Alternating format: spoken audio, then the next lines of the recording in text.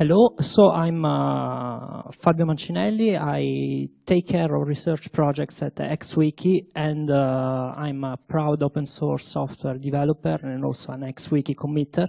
And today I will talk to you about an initiative that we are we are carrying on at XWiki, which is this framework for real-time collaboration. Which is based on, I will tell you later how it works, but it's based on operational transformation. So OT is operational transformation. So maybe you don't know, but there are a lot of technologies that today are using this technology in order to provide services that allow you to collaborate in real time. Many of them are open source and are based on Node.js. If we go on GitHub, we can find ShareJS, Together.js, which is an initiative of Mozilla, Etherpad, and a lot more. In the Java world, we find some open source projects that also leverage this technology in order to provide real-time collaboration. We have Apache Wave, which is the follow-up of the Google Wave project that has been ended by Google. And we have also this initiative called OW2con'13. And of course, we have Google that still provide real-time collaboration in Google Drive. So we see that there is an imbalance here. A lot of projects are using Node.js. There are projects that are proprietary, and there are very few projects that are targeting the Java world and that are actually usable. Apache Wave is very complex, and we wanted to provide something lighter. So what is OTLY? OTLY is a framework that is targeting the Java world, that is based on operational transformation that can be embedded in Java program. This is our main goal. XWiki is a Java product that is based on Java technologies. We cannot embed technologies that don't use a Java stack. So for example, all the technologies that are using Node.js are not embeddable directly into XWiki. So we wanted something that could work out of the box with the Java stack. So OTLY replies to this need that we have, and is a framework that is extensible and that provides and exposes a simple API. So what is operational transformation? I have two slides just to explain you what I'm talking about. So operational transformation is an optimistic concurrency and control mechanism that is used in high latency and low bandwidth systems. And basically, it allows us to resolve conflicts when we have concurrent modification of the same document. The basic blocks of operational transformation are, of course, operations and transformation. Here I have a little schema, a little sequence diagram that shows you what happens when two persons are collaboratively modifying a document. On the left, we have the client and on the right, we have the server. So both of them starts from the same document, A, B, C, D, E. The client deletes the fourth character, and the server deletes the second character. On the client side, this deletion is taken into account immediately. So the client ends with the ABCE document on his side. And at some point, and the server has ACDE because he has deleted the second character. Then both of them send the operation to the other party. So each party applies this operation, but the client ends up with ACE because it receives delete second character of his current document, while the server receives delete the fourth character and ends up with ACD, which is basically a divergence. So if we don't take into account this situation, we end up with documents that diverge on the client and on the server side. So operational transformation wants to solve this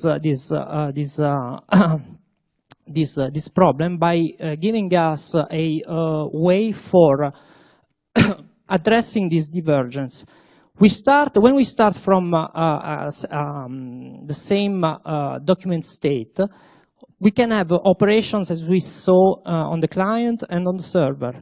This is a divergence. Operational transformation tells us that if we have a function that is able to transform operation against the other, we can apply this transformation in order to make this divergence reconverge again.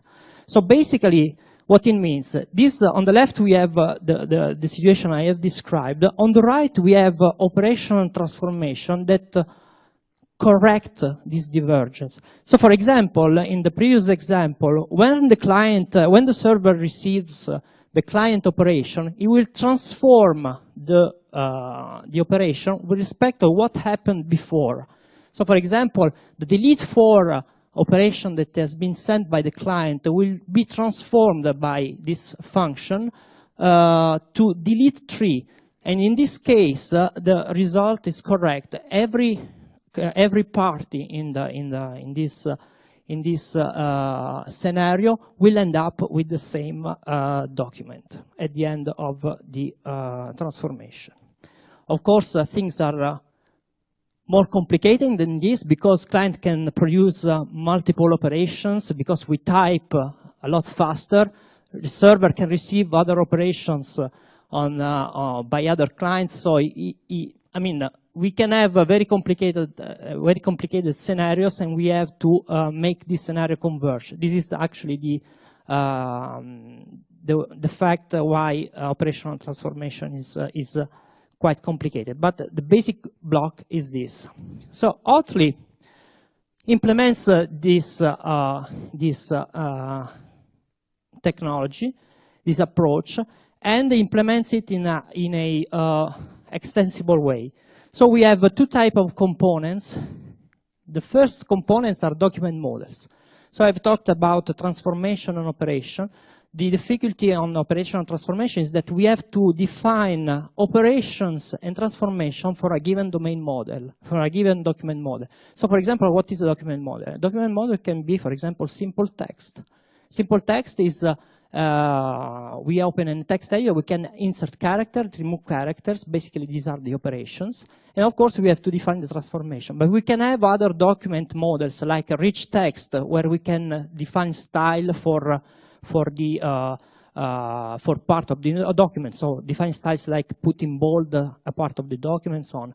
These are document models. We can have a document model for a spreadsheet, for example. So we have not characters, but we have cells where we can collaboratively edit the cells. So basically, OTLY gives you a way for enriching the framework with new document model that can be taken into account by the framework. And of course, we have bindings, because these document models, so a simple text, a rich text, a spreadsheet, are edited by editors. And we have different editors that could edit the same document model. So for example, for a simple text, we can have the simple text area of HTML, a rich an editor that can do syntax highlighting, like, I don't know, ACE editor and so on. So there are a lot of editors that, with different functionality, that can edit simple text.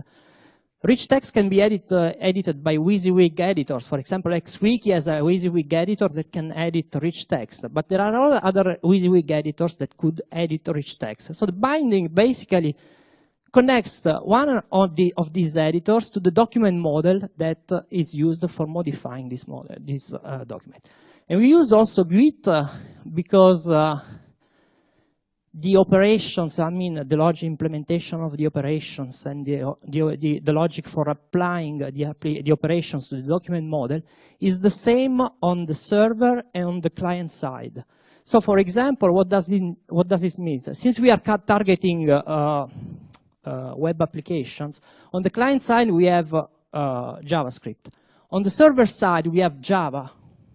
Okay, so either we maintain 2 code bases, one in JavaScript and one in Java, and these 2 code bases basically they do the same thing.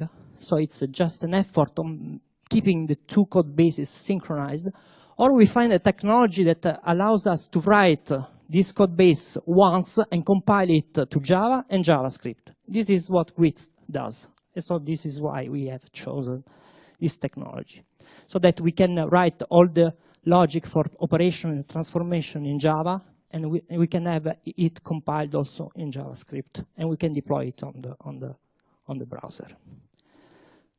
I said that the OTLY exposes a very simple API. This is what happens. So basically, we instantiate the engine. We choose on the server, on the client side, in this case, it's a browser, so it's JavaScript. We choose an element of the page. In this case, is a text area, and then we open a document and we bind the document to this element. And from this point, the element that before was dumb, was just a text area, now is able to be used as a collaborative editor that receives operations and can send also operations. On the server side, sorry, there is it's correct. On the client side, because we can, since we are in the Java world, we can also use OTLY in the Java world. So if we have a client that is written in pure Java, we can use the same API in order to create, for example, a Swing JFrame, create a document model that is using a simple text and is connected to a document that is called foo in this case. And then we can bind this document model to the frame. And at this point, we have a Java application, a pure Java application that has an editor that before was completely dumb, and now it is able to communicate and can be used for collaborative edition. I wanted to do a live demo, but my laptop was not working, but I have a video. So if Olivier can send the video on the screen. Thank you.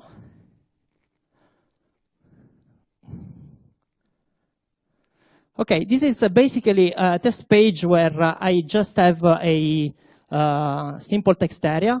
We have a lot of components. Here we talked about components before. So there are components that implement logic for simple text and also the binding for the text area. Here I allocate the engine. I retrieve the element, the HTML element for the text area. And then I open a document on the server, which is of type simple text, and I bind this document to the text area.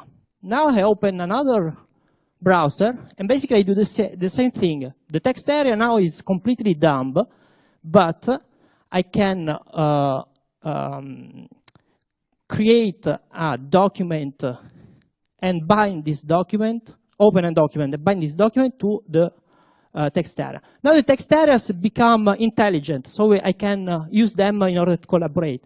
The same thing I can do, the same thing in a Java application using the same API. Now I run the application, which is a very simple application with just a text area.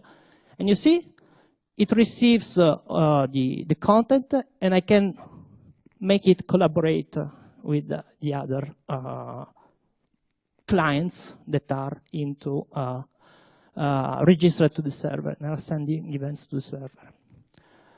Okay, so this was it basically. So the idea behind this project is to have an extensible architecture, component-based, of course, where people can contribute new document models. So, for example, we are right now at XWiki, we are interested in a document model that can handle WYSIWYG edition, for example, so rich text, where we can style text and basically handling what we handle every day using Word, for example, so list, bold, italic, and so on. But by having an extensible architecture, maybe someday someone will provide a document model for edit diagrams, for example. And if they use OTLY, we can also benefit of this new document model by integrating into XWiki collaborative editors that can edit diagrams, for example. As I said, at XWiki, we are, this is a prototype, it's a work in progress, but we are working on integrating, creating a reference implementation that will contain also the WYSIWYG, the XWiki WYSIWYG editor, and other popular simple text editors that we use also in XWiki. And we want to build a community around this project because, as I said, if people start to contribute document models and bindings, when we have this, we can also integrate them into XWiki, and others can also integrate this in other products, of course. So it's a win-to-win situation. There are issues, of course, because this is complex stuff. So it requires a lot of effort in order to be done correctly. And Git solves the problem on the Java world, but it's very heavyweight. So maybe we have to figure out other ways to handle this aspect. Some acknowledgement, the work that has been done in this project has been partially funded by some research projects, because we are working a project that is called Resilience, where we have a part dedicated to real-time edition. And also the work that we are doing here is also based on a previous work that we did in another research project that basically wrote the algorithms, and so we are now refactoring this work into something that can be reused also by others, and it is not tightly coupled to XWiki.